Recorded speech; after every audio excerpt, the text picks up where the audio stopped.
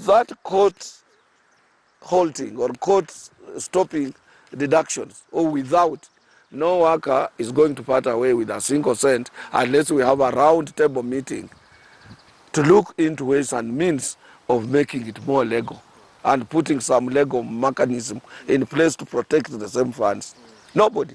There are many challenges about this housing fund, because even the structure, the governance around it, government is saying that you contribute, but then there's no guarantee that the contributor will get a house, because the houses will be allocated following some balloting system.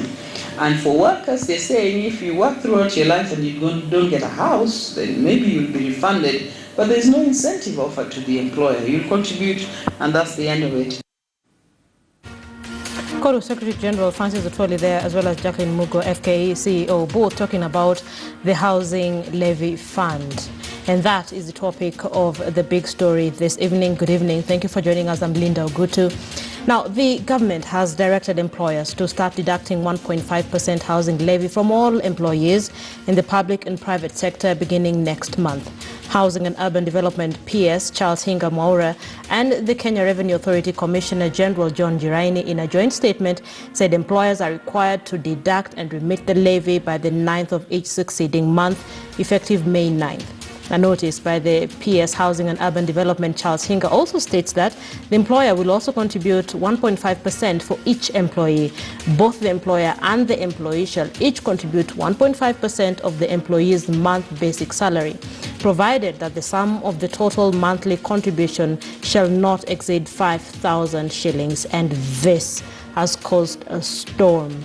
If you have been looking at social media and the reactions of Kenyans, there's so many questions about this house levy fund. Because at some point the government says in 15 years, if you're not eligible, then they will refund your money. And the process of even individuals getting these houses is still unclear. Is it a lottery? How assured am I that I'll get this house or not? And there's also the concern that this is being forced down the throats of Kenyans. So let's bring in our lead reporter, Sophia Wanuna, who is speaking to Jacqueline Mugo, who's the Kenya FKE CEO, just to get her mind on what this housing levy means for employers and employees. Sophia. Good evening, Linda. Yes, that notice from the government earlier today that starting next month, the 9th of May, they will start the deductions from employers and employees, 1.5%.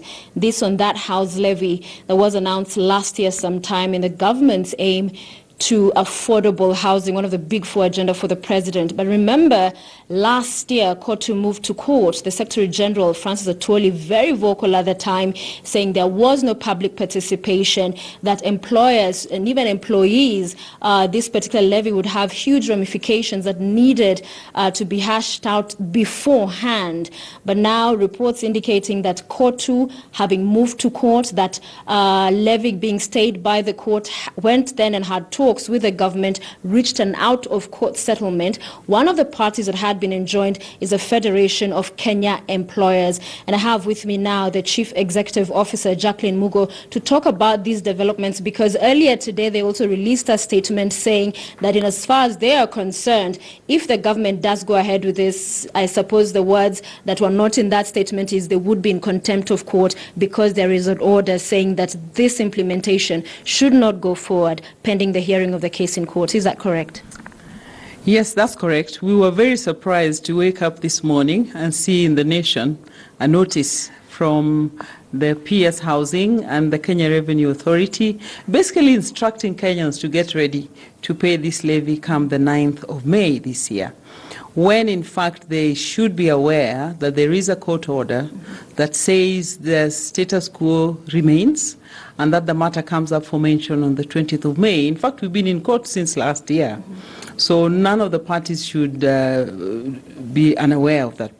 So the issuance of a notice to the contrary that really flouts a court order is, in our view, a matter of great concern, and legally it amounts to contempt of court. Right.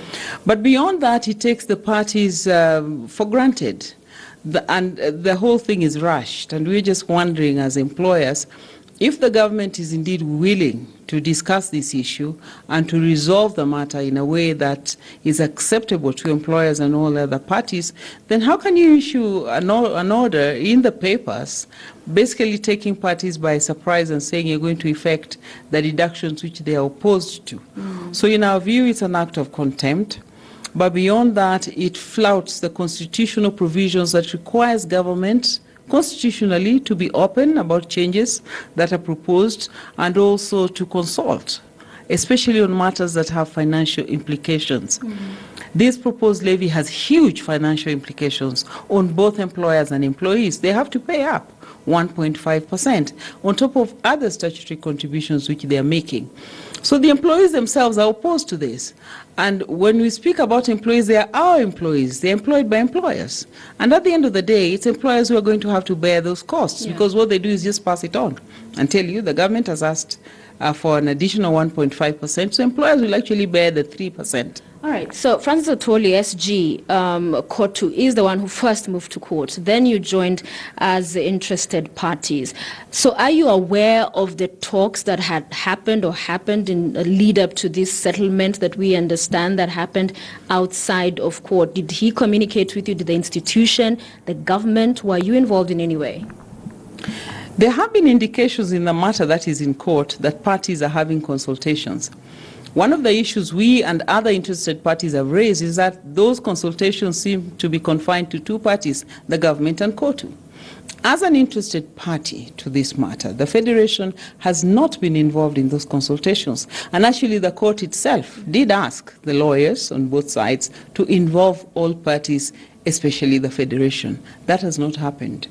We would like a sit-down meeting with the ministry that is proposing these changes for them to hear our views. And that's what we've asked for from last year, so that we can give them a memorandum and a full understanding of the implications of the housing levy, which has many issues. It has issues on the quantum. It has issues on the process. We have issues about the governance that is proposed and the promise behind the 1.5% by employers, 1.5% by workers. This affordable housing, what is it? Who will get it? The CS is on record as saying that they will follow a lottery system. So you could actually contribute this levy and not get a house. If you don't get a house, then telling the workers we'll be able to refund you if at the point of retirement you haven't got a house. But there is nothing that is offered to employers by way of incentive. The highest level of contributions, if you follow the 1.5 and the maximum of 5,000, is 60,000 shillings per contributor, the highest contributors. So how long would you have to contribute to actually get an affordable house as a contributor? So the whole structure of it, to us, does not make a lot of sense, and we have a lot of questions. Talk to us, for those who are saying this is an outright betrayal of the Kenyan people by COTU, that they have gone against the fight they had indicated at the very beginning were championing, the rights of the people, their voice to be heard, public participation. Because if in fact there was a out-of-court settlement, then at what point did this public participation happen? Was then that, in the first place, the true intention of their push?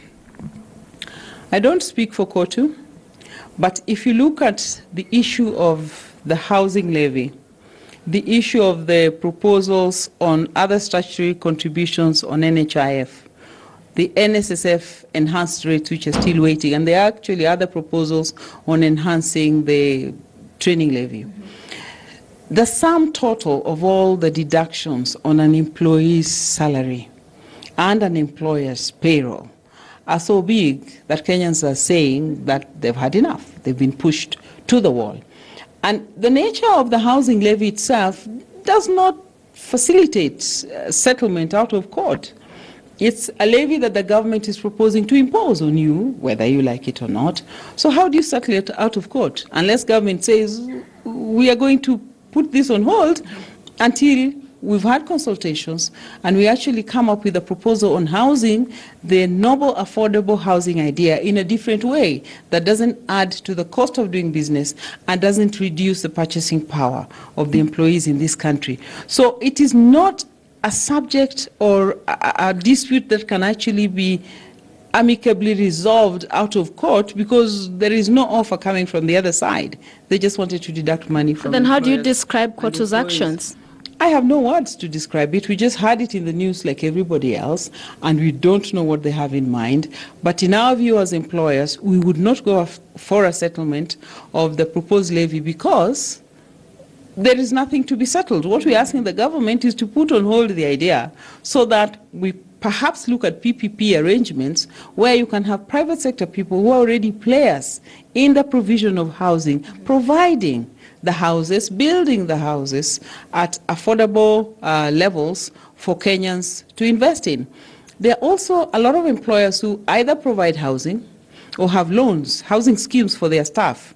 What's going to happen to that? The employees who actually don't need housing, but they're being asked, you have to have a house, you have to contribute to it, whether you get it or not. So I think we haven't factored in all the different permutations of housing as we understand it, and we need to go back to the drawing table on that one. Yeah, and in fact, some Kenyans asking, as you're saying, I don't want a house, perhaps I already have a mortgage I'm paying, why do you want to force another house down my throat? But also the concern of, this is Kenyans on payroll, isn't it? The ones targeted on this, or is it something that would cover a wider bracket? In our understanding, it's Kenyans on payroll because it's 1.5% of your basic pay. We hope it's basic pay because sometimes they say consolidated. The SME sector or the informal sector, which is actually the majority of the working population in this country, is often left out of these kinds of conversations and proposals. So one of the main concerns we have is that the formal sector is stressed, it's overtaxed, it's overburdened, it cannot bear the provision of the Big Four agenda through tax, because we seem to think as a country that any good idea that we have must be financed through levies, through tax, and burdening the formal sector even more. I think that way we're actually exacerbating informality. We are making it very difficult for mid-level companies to function and making some companies make very tough choices, either reducing their staff or exiting the Kenyan market altogether, and that's not what we want. Yeah. And as you also mentioned earlier, vagueness is one of the issues that has been around this. How do you actually profit and benefit? How do you get a house? Is it assured? But talk to me about what action, if any, you will be taking between now and the 9th of May, because the court hearing, as I understood, is 20th of May, so this is post the date government says they will start the deductions. If no action, and these deductions do happen, what's the recourse for Kenyans, for the employers, for the employees?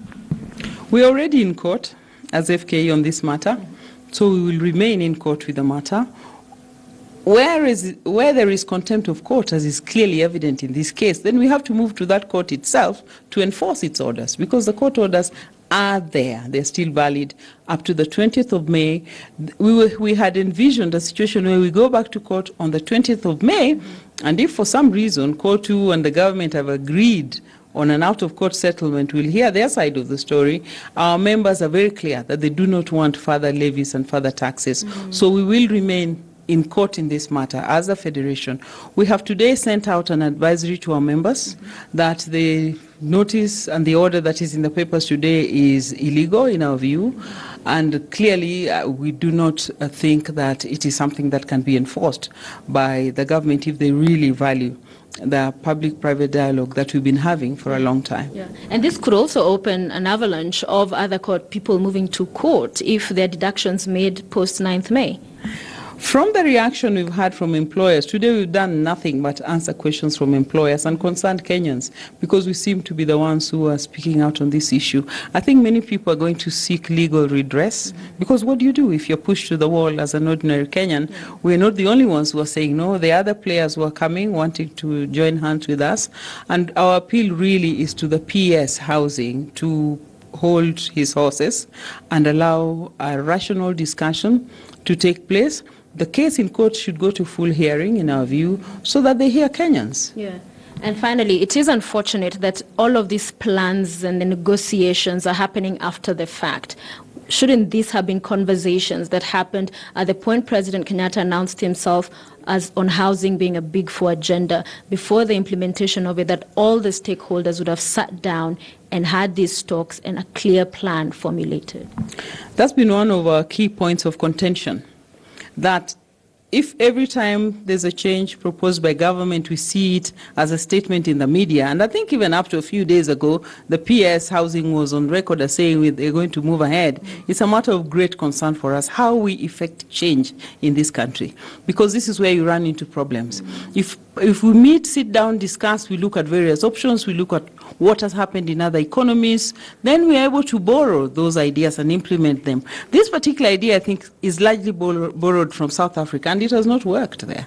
So we are wondering how the PS believes it will work here. So we really need to come up with an approach that is suitable for the Kenyan market, that has the people saying, yes, this is what we want. Because people are saying, well, I may not want a house, because if I already have a house in Kiambu, why are you making me buy a house in Thika or allocating me a house in Machakos? So we really do need to hear Kenyans and employers and be able to come up with something that has everybody on board. All right. Many thanks, Chief Executive Officer of the Federation of Kenya Employers, Jacqueline Mugo. And Linda, it will be egg in the face of government if they must, and it looks like by all accounts, unless they stand with a contempt of court, is what the side of the law they want to stand in, if they do not beat a hasty retreat on this, because at the end of the day, whatever happened to public participation did not happen.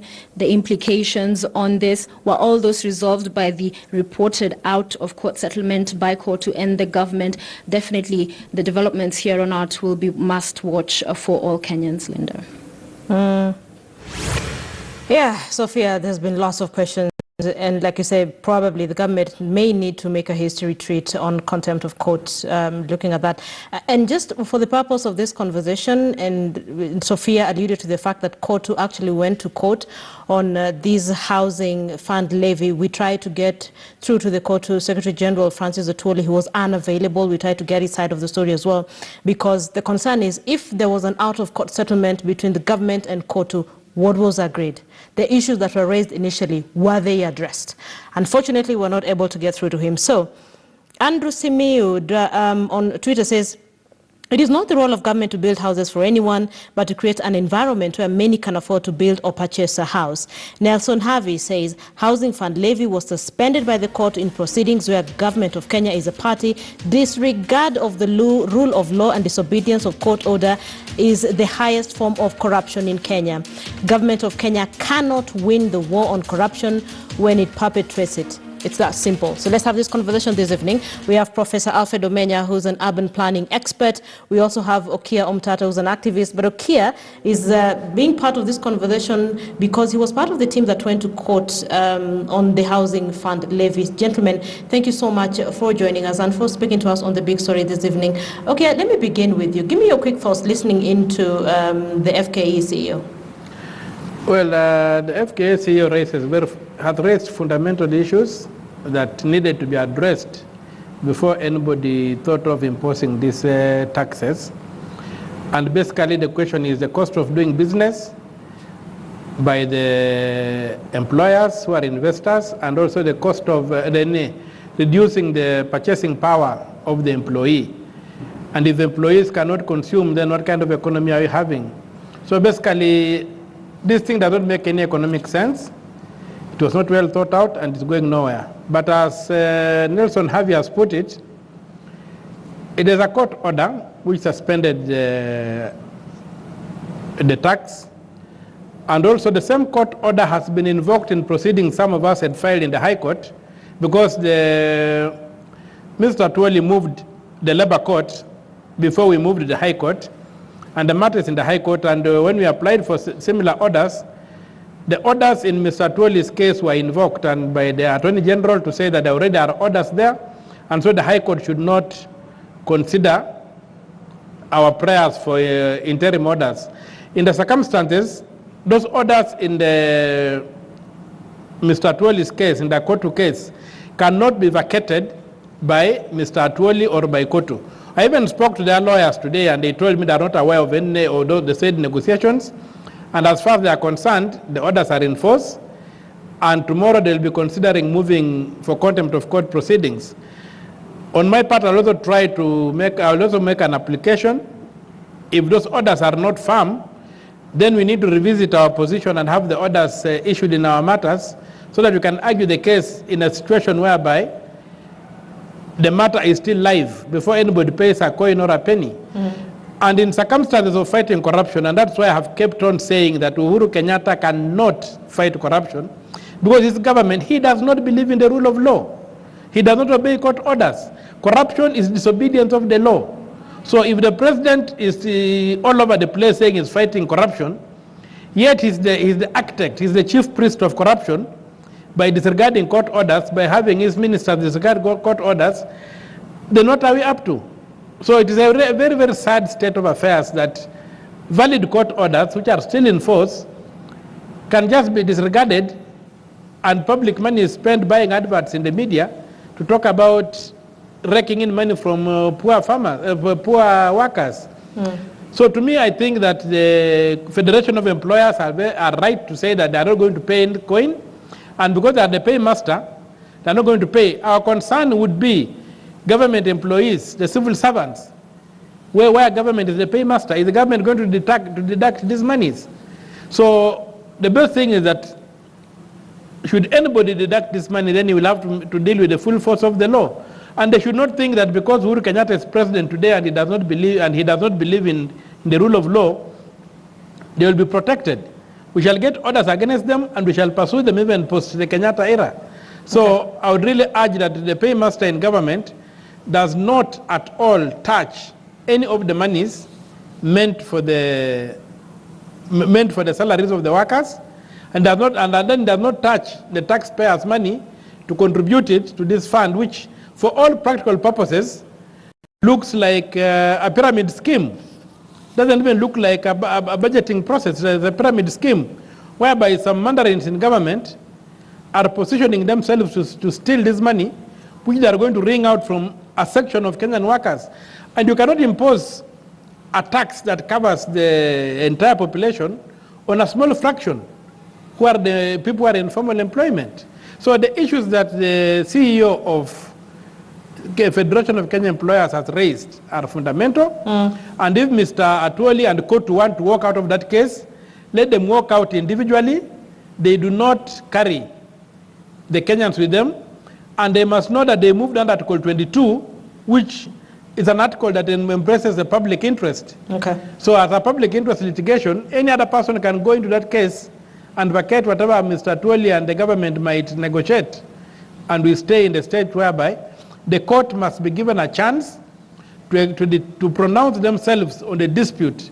And people have filed, there are so many cases in court that need to be pronounced upon, and the court must be given a chance to pronounce upon, and they cannot be negotiated. All right. So for purposes of this conversation, we'll really try to get the side of the story of Kotu Secretary General Francis Atwoli. Professor, Umtata says this looks like a pyramid scheme, and the concern that has been on the minds of several Kenyans is housing a priority even for millions of Kenyans out there? Because there's a feeling that this is another pension scheme that Kenyans did not even ask for in the first place. Prof, can you hear me? Yes, I can hear you now. Okay. Yes. So I'm saying, Okiya Mtata says this increasingly is starting to look like a pyramid scheme. Correct. And the concern on the minds of Kenyans is that are governments even supposed to be building houses for their people? And two, this almost looks like another set of pension scheme for Kenyans. That would make it three, because you have NSSF, you have this one, you have pay. So Kenyans are increasingly feeling overburdened by this. Yes, thank you, Linda. I'll add on to, I agree 100% with what Okiya has highlighted from a legal perspective. Our concern from a professional perspective has been that the entire housing program, and indeed the housing fund, has been so badly designed. We've never seen anything like this anywhere on earth. The housing program that Ms. Mugo was talking about in South Africa was part of that. We have experts around in UN Habitat and so on. And there are very many fundamental problems with it. in all these schemes, you expect that every single contributor, even if the scheme was acceptable, every single contributor should be a beneficiary of the scheme. In the Kenyan situation, the government is already saying that it will be collecting money from 3 million Kenyans, but in fact, it will only provide housing for a maximum of 500,000.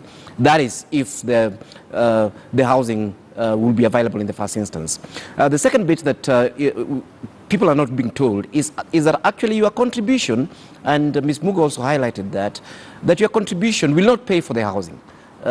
Yes, the minimum contributor, Ms. Mugo talked about the maximum contributor, the minimum contributor at 15, I think that is 15 or 25,000. In 20 years, we'll have only contributed 100,000. So the truth of the matter is that whether you contribute or not, you will still have to join a mortgage scheme. So the entire contribution by the employer and the employee is simply a mechanism for the employee to join basically a mortgage scheme set up by government. And what an expensive way of doing it.